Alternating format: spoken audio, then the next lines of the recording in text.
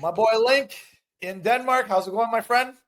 It's going great. It's going great. I'm still working on my own content, but you know what? Denmark's great. I just taking it all in, really just seeing it. The only bad part about it here is it gets dark at around like completely dark around like 4:30, but like Oh, my time. Jesus. So yeah, it's Party time.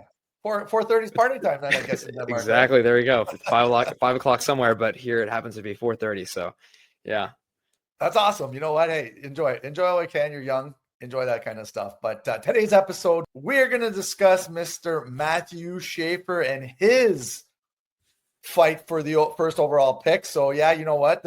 Lately there's been some public rankings, I guess, and Matthew Schaefer starting to show up first overall. A lot of them there. Linc, what do you think about that? Absolutely. I mean, we definitely talk about the elephant in the room. He is pretty much number one on most rankings lists that have come out recently. And again, I fought for another first overall pick, James Higgins, in our last episode, but today we're going to be talking about Matthew Schaefer and what he's done this year. And my goodness, quite a resume that he has already. I mean, he's first in North American skaters for the Central Scouting ranking. He's first in Craig Button's crazy list, but pretty much look at a list that has been published in the last 2 months. You will see Matthew Schaefer at the top of that list. When we started noticing him, or I think a lot of scouts started noticing him, was at the Linc last summer. He was unreal there. And so, I think he's, we were waiting to see if that offensive upside was there, because last year he didn't really put up many points, but this year he's starting to show that flash, which is exactly what you want. But this show, we're going to talk about that. But the first thing we're going to do, something new.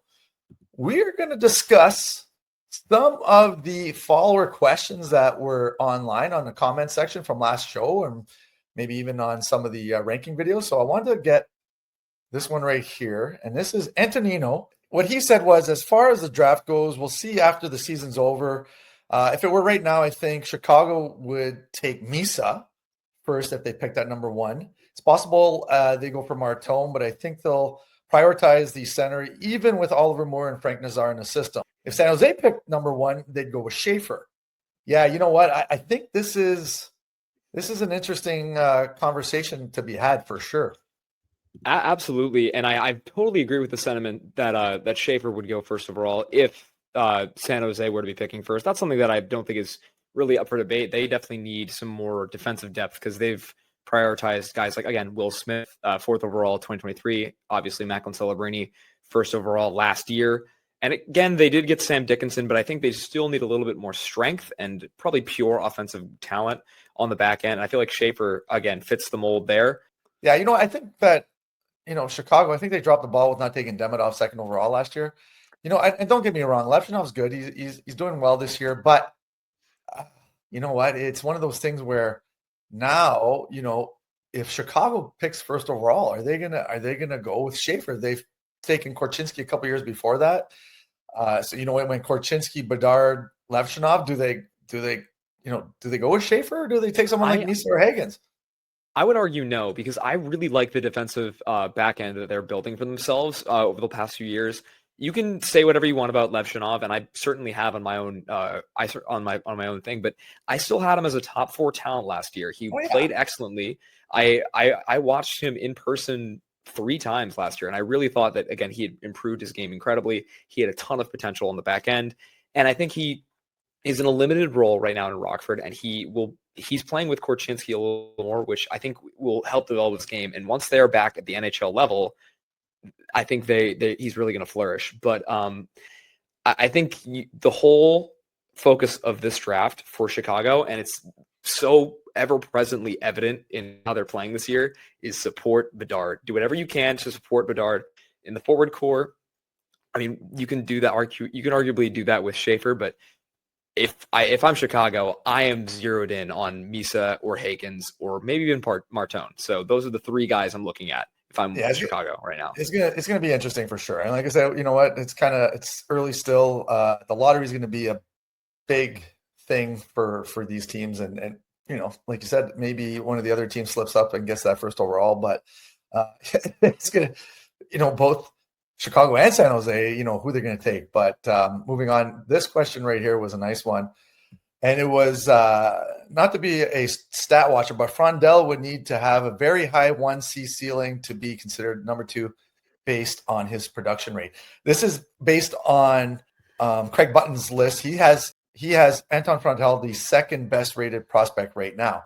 So, I've always amazed with how many factors truly go into a player's assessment, because there's obviously something to Frondell that we aren't seeing that makes him a number 2 prospect on Craig's list.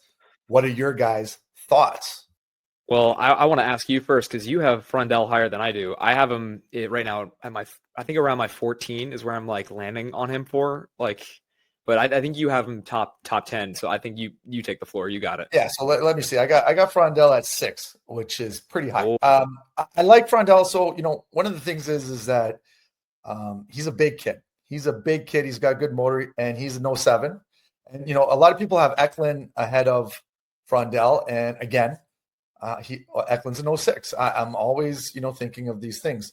And Frondell's got some upside, and he still has some room to develop. That's the thing with Frondell.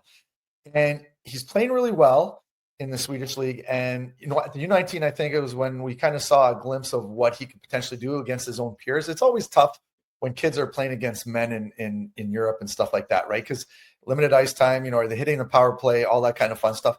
So I think that when you see them against their peers, and at that U19 challenge, he played really well. He had some highlight reel goals. And so that's the reason why I have him pretty high. But yeah, second overall is a little bit of a reach, because, and we've talked about this before, Linc, it's a three pony race, Risa, Schaefer, and Hagens. So yeah, I think that it's going to be, I don't know if Frondell fits into that tier, but if I'm assuming that Button wants to go with the developmental argument, which again, I can justify it for a little bit. I mean, I preseason, based on what I saw last year from Frondell, I compared him to Austin Matthews in some aspects. So there is definitely potential there. There is a lot to love in him right now. Even though he's not playing center that much anymore, he's not taking faceoffs. I don't really see the effort that I want to see. Like, I still really believe in him. I'm rooting for him, and I'm just hoping that he does well over the next few months. Yeah, it's going to be interesting. Like I said, things are going to change. And Button, he kind of stirs the pot a little bit by putting these these little hot takes, I guess you could say. So it's early on. He'll definitely, usually, like I said, when he gets down closer to the draft, he usually reins it in a little bit. All right, let's see if there's some other ones here. So, okay, so this one here was, how does Hagens compare to Alex Turcotte during his draft year? Turcotte was quite hyped too. I'm not sold on Hagens. I'm not sold that Hagens will be more than a very good player at the NHL level, but you want more of a first overall center if you're going to go first overall, for sure. So, what do you think? And then actually, Hagens in the Worlds was better than turnovers, more ceiling and hockey skill. Turcotte was a hard worker that had a good draft year numbers. So, what do you think about this one here? I think it's very interesting to compare the two, because Alex Turcotte was never really my favorite going into his draft year, and obviously he went so high. I had guys like Trevor Zegras ahead of him, which I think wasn't like too bold, but like there was a couple people that I had over him. I think notably like Matt Boldy back in 2019. But the thing is with Alex Turcotte is he showed a ton of potential as like a smaller two-way guy, and he was immediately compared to like Patrice Bergeron, if I remember, who could score. And there was all this hype and potential put up into him, but again, like he didn't have kind of he didn't really pass the eye test, and that kind of like confirmed when it took him years to break out. Like he's just now establishing a foothold in the LA Kings lineup, like 5 years later, which again, not ideal, not great. Hate that for the kid. Hate that for an American hero like Alex Turcotte, because again, amazing World Junior team that he was on in 2021. But the thing is, I wouldn't compare him to Hagens in terms of the style they play or their type of season, because I don't think Alex Turcotte could have played in the NCAA in his draft year. And I also don't think that they have like kind of similar aspects, because like, again, they play a very different style of game, even though they're both centers. But I mean, it's an interesting comparison though to say that. I just don't think it's like great.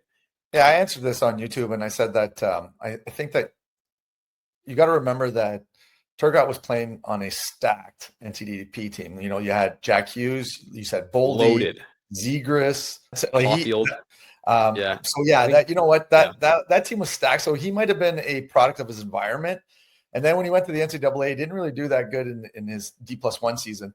So I think that, hard to compare. I think I'd have Hagens ahead of Turcotte in their draft years for sure. Absolutely, yeah.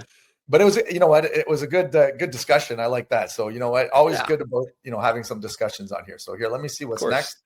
On this one here, there a whole bunch of talking about Hagens. So as a Blackhawks fan, I would absolutely be stoked if they drafted Hagens. I hope they let him develop for a year, though. And another Stella wrote, Hawks fan here. Hopefully we get Martone or Misa move up in my second pick to get Carter Bear. And then the last comment was, I will go as far as to predict Hagens will fall out of the top 3. And I'm also betting that one knocking him off won't be Porter Martone, but either Frondel, Eklund, or Desnoyers. And in terms of just the Blackhawks fans, I agree. I think with how Bedard has kind of shifted into becoming more of this, he's playing a winger style at the center position, I really think Hagens or Misa would fit perfectly into becoming a Blackhawk maybe. But again, that's conjecture. That's also me hoping that Porter Martone would fall to the Flyers so he can be the scorer that Matvei Michkov can support. But again, I will be developing this agenda all year. And then back to the top 3 comment about who could slide to the top 3 if hypothetically Hagens falls out of the top 3. He won't. In terms of Frondel and Eklund, I think they both have their limitations, like Frondel with his skating and Eklund with, again, his size. But Desnoyers is a very interesting capability because we saw just last year Beckett Seneca climb all the way to the top, like how he did.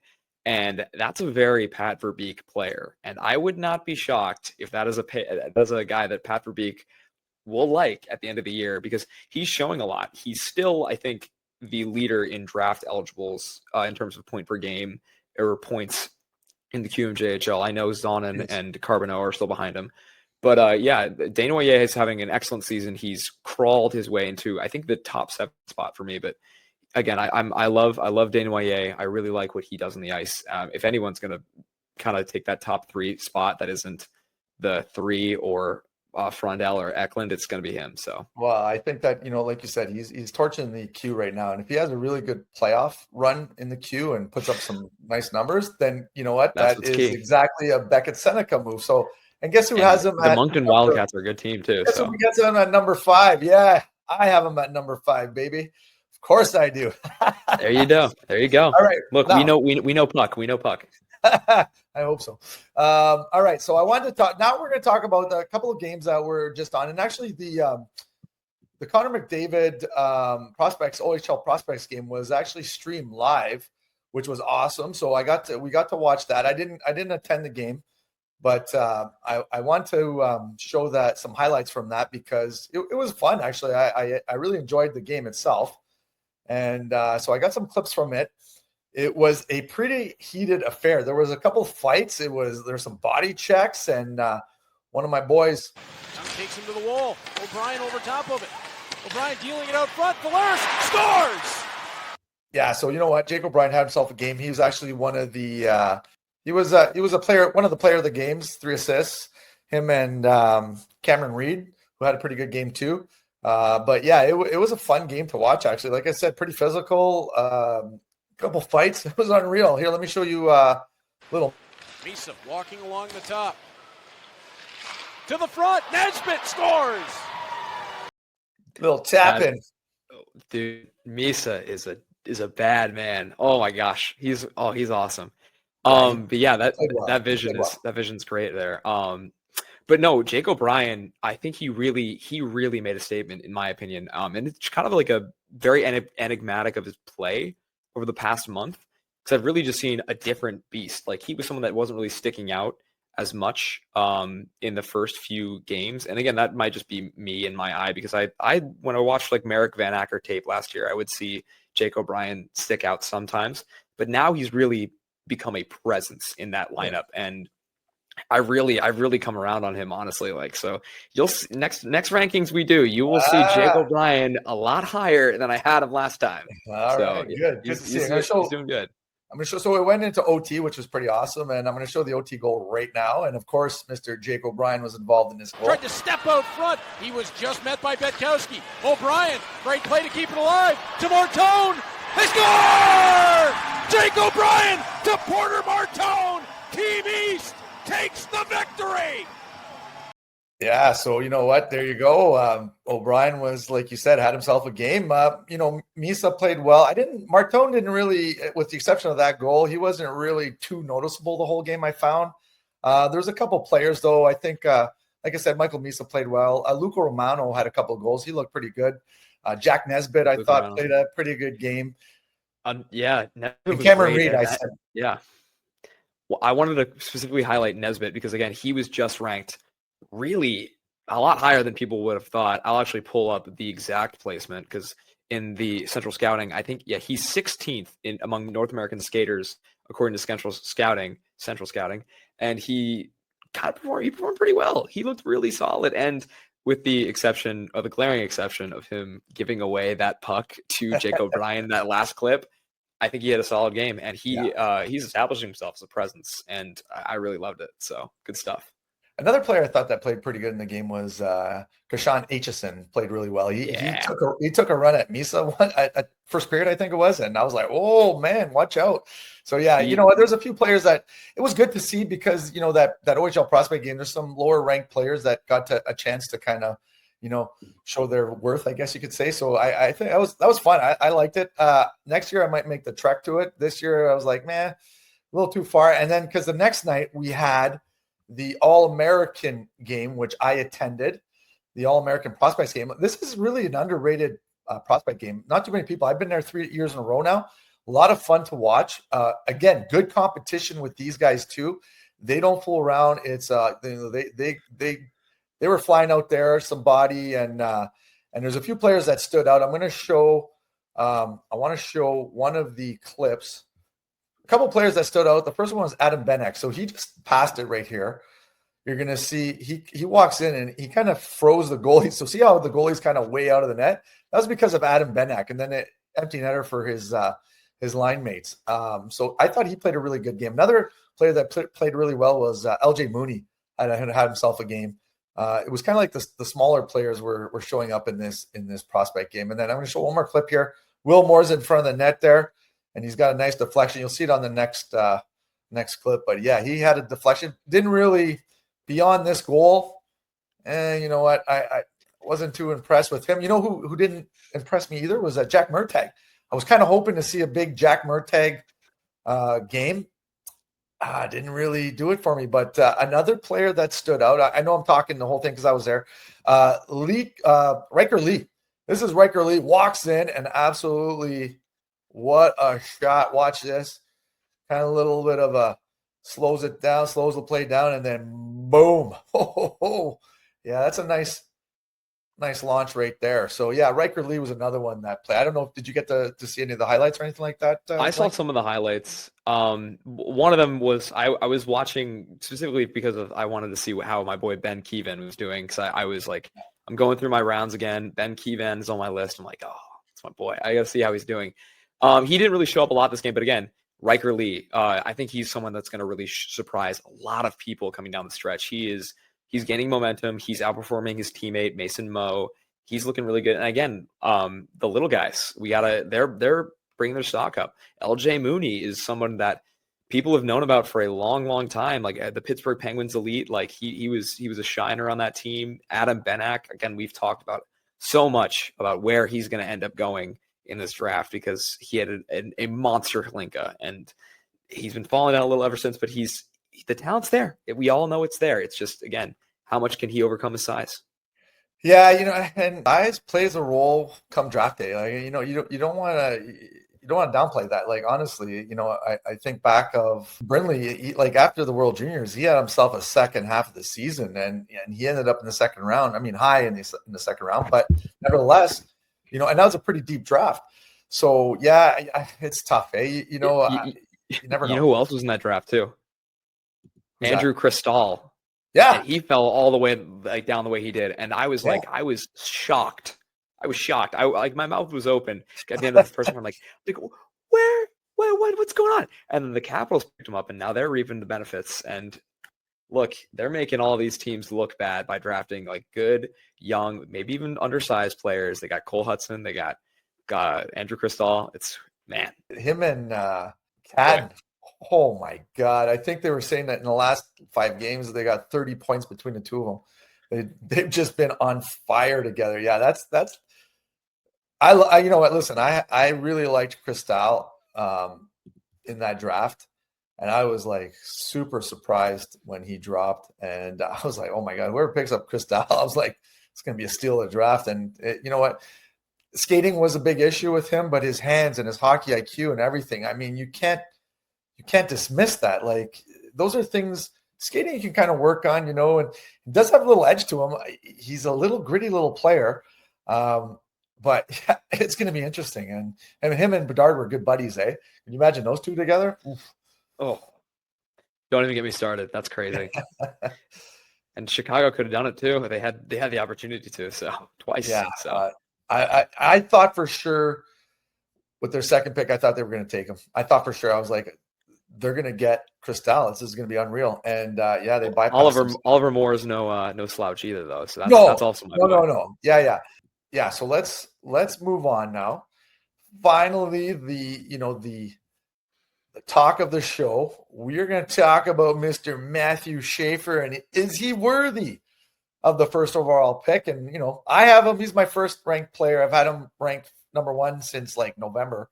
So let's hear from you, Linc. You're the one that's against him. I don't know, Linc. Come on. Tell me why he should not be ahead of James Hagens.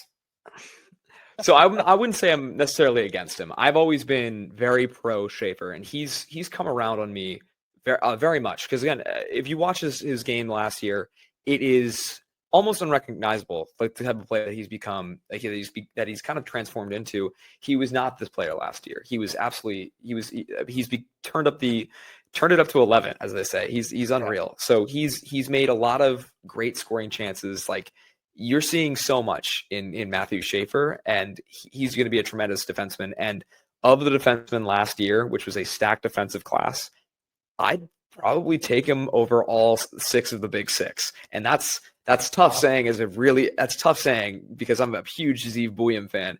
However, his kind of ranking under Misa and Hagens, I think, is just a matter of how good those two are. It's not that I don't believe in Matthew Schaefer. I'm kind of in this in a mindset that, like, of course Matthew Schaefer could be a good first overall pick, but is he on the level of other great defensemen that have gone first overall? And I when I shift through my mind, I immediately think of Rasmus Dahlin. I think of like guys like Victor Hedman. I think of guys like Aaron Ekblad, but Dahlin comes to mind firstly. And I think the comparables there, I think they're very comparable, I think, in their game, but in terms of, defense and defensive awareness, like, there is another level to be reached from Schaefer. And I think that's something you can look at, but offensively, he's really, really solid. I think there's some things that he could tweak in his skating, but again, he's been playing a really awesome game. The only huge issue I've had so far with him this year, he needs to play more games. So yeah. I haven't seen him. He missed mono. He missed the first bit of games because of mono.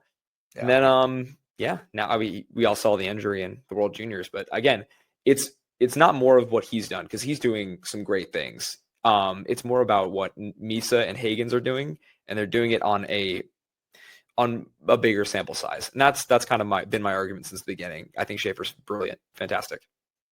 And I even have a clip too. So yeah, you want to show your clip right now? Yeah, I want to show my clip. So I have a bring it up, baby. Let's go. So this is my favorite clip from Matthew Schaefer. He gets tripped here, stays with the play, and finds Malcolm Spence at the smallest little angle there. It is absolutely brilliant. Again, he activates in the zone probably as much as anybody, and I really love watching it.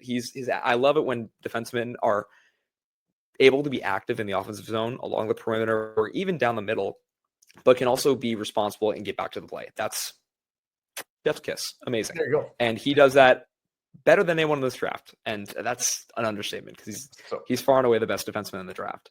Let me show you my clip of Matthew Schaefer against the suit. Oh, this is a classic. Yeah, he just goes zone to zone and does a little stutter stepper here, and boom, it's in the net. So you know what? That is Matthew Schaefer 101. Now, there's other things to his game. Here, let me show you this one right here. So you're gonna see he's at the top. Well, he's got it right now. Sorry, and then a nice little pass out right there. Right, being able to get out of the zone is one of those things that is really important. And then this one here, you're gonna see he comes out of the penalty box and that's a defense. I always tell people that's a defense that just put the move on the goalie like that. Like, come on. So, yeah, he's got the offensive upside. We talked about that. He's got 22 points in 17 games as a defenseman. But look at the speed. Like, he's just so fluid on his skates. That's the one thing with Matthew Schaefer is that he is just like his skating is so smooth. And that is something that you don't have to work on that. That's just natural, beautiful skating. Now, the other thing is, and I'll get into it in more detail when I start doing my scouting reports, and I'm sure you will too, is his rush defense, right? He's got some really good rush defense. So this is him one-on-one, and then he just takes the puck away right here. You're going to see he thinks about joining the rush. They lose a puck, and then guess what? Steals it away from the player. Like, that's unreal, and then gets it out. Now, this one here this is him at the blue line, one-on-one, and then he just drops that guy, and then he takes it, and they get the zone exit. So that's – people don't when you're talking about defensemen, you don't look at just the offensive upside, but you got to look at the defensive part of his game. And he also doesn't mind taking runs at people in terms of his physicality and stuff like that. And I showed the one before in the World Juniors where he was laying the body and stuff like that. So he's got all the the things that define, I guess, a top player. Is he going to go first overall? He's my number one ranked player, but there is potentially room for discussion that Misa or Hagens will go first of all, depending on how the lottery goes. Like I said, I think the lottery is going to be a big factor as to who gets drafted first overall this year. Absolutely. It's totally determined on the team. And as we look at it right now, I have it pulled up. The top 7 teams that I think probably have the best shot at grabbing the first overall pick it's in order, just like in descending order of like how. Yeah. I guess like the worst team to the best team: San Jose, Chicago, Buffalo, Nashville, Anaheim, Seattle, New York Islanders. And I think all of those teams have a great case at first overall. And uniquely, all of those teams have their own first overall pick. Like, for example, the Sharks, I think it's a done deal. They're totally selecting Schaefer if they get the first overall pick for the second year in a row. I don't think it's going to happen, though, because we'll see. Chicago, again, I really like the argument that they'll take Misa, even though I would love to see Hagens do it. I think Buffalo is a team that would consider Schaefer. Again, it's a crazy debate because like with how good like Buffalo's prospect system is, how are they in this position again? Like, what else do they need? It's crazy. Yeah, that's a weird situation for sure. But there's also like Nashville, like they need young talent. Anaheim, they could totally be taking Schaefer. I would actually think Misa could be a good pick there. Seattle, that's a Schaefer destination too. That's a Schaefer. There's a lot. Sure, yeah. There's a lot of places that like this is a weird draft where it's going to be like whoever has the first overall pick is then all right. We're going to figure out you're going to pick this team. So like. Yeah. We can have our own rankings. You and I can banter back and forth. But in my opinion, at this point, it's so close between the three of them that it's just kind of up to personal preference. And I've preferred the wizardry of Misa and Hagens to the absolute sorcery of Matthew Schaefer. To this point, he could, for all I know, he could come back and start putting up 4-point games like it's nothing. And I'm like, all right, it's time. I was wrong. You're right, Mark. It's all good. But I really think that's what makes it so interesting this year, and that's why I'm glued to my seat every single time that he's going to be playing. So I've been watching all three of them. I think I've watched every game they've played. Probably not every game for Misa, but I've watched almost every game that they've played, and it's been a joy. So, yeah, but Schaefer, it's going to be dependent on where he goes, but he's got a lot of teams that have an argument to take him. So. Yeah, and like I said, I agree. I think it's going to come down to the lottery, which is going to be a lot of fun in May when that comes around because, and I saw Schaefer at the prospects game there, and he was one of the assistant coaches or whatever. guest coaches. That is telling to me. That is really telling. And he went in, I don't know, right at the beginning, he went into the dressing room and he was naming the starting lineup, and he was fired up, and you could tell the boys loved him. So, he's got that personality too, I think, that a lot of teams are looking for. So it's going to be so interesting. This draft is we're so lucky. We got an interesting draft this year. Next year, we're going to be talking about Gavin McKenna and then all the rest of the players. It's a pretty deep draft next year. Actually, 2026 is going to be a lot of fun. We're going to have a blast with that draft. And then even then, next year is Landon DuPont, who absolutely looks phenomenal. Phenomenal. Yeah. Oh my gosh. We're going to have a lot of fun for the next 3 years. And I'm sure that in 2028, something else is going to show up. Some new prospect where we're like, oh my God. Another exceptional prospect. Oh my gosh. Yeah. So you know what? We're having a lot of fun. And as always, Linc, what a blast talking hockey, and good to see you, bud. Hope you're having fun in Denmark, like I said. You too. I hope you're having a great time. To everyone watching the show, actually, we love the comments. So keep them coming. I was giggling reading all the comments. I'm like, oh, this is an interesting topic or something like that. It was really funny. But yeah, I think this is a really good idea to keep reading the comments. So keep them coming. We'll take all your questions. Who should we cover next? Yeah, it'll probably be a Michael Misa, but we'll see. No, well, you know what? We could pretend we don't know what we're going to talk about yet. We could maybe do the Ekman versus Frondell. We could do Misa versus Martone. I mean, we could maybe, 1 versus 1 or just talk about one prospect in general. We probably maybe should talk about Misa, considering we have him in our top 3 in that tier. But yeah, drop some comments. All right, Linc. So that's it for this week. Next week, we'll be chatting it up again. And that's it for today. And we'll see you soon, everyone. Cheers.